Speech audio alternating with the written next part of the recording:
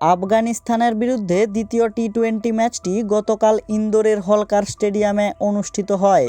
টসে জিতে রোহিত আফগানিস্তানকে ব্যাটিং করতে পাঠায়। রহমানুল্লাহ গুরবাজ দ্রুত গতিতে ইনিংসের সূচনা করলেও রবি বিষ্ণুইর বলে উইকেট হারান। এরপর ইনিংসের হাল ধরেন গুলবদিন নাইব।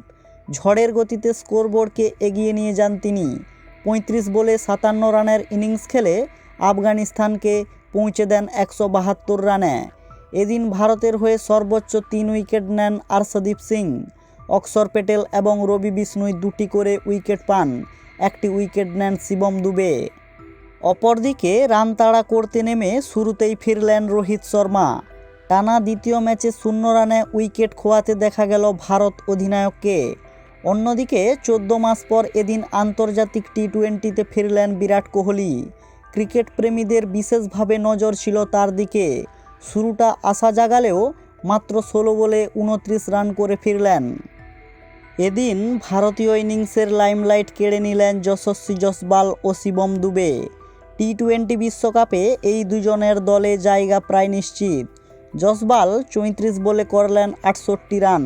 অপরদিকে হার্দিক পান্ডিয়ার বিকল্প হিসাবে সুযোগ পেলেও আপাতত নিজেকে জাতীয় দলে প্রতিষ্ঠিত করে ফেললেন শিবম দুবে।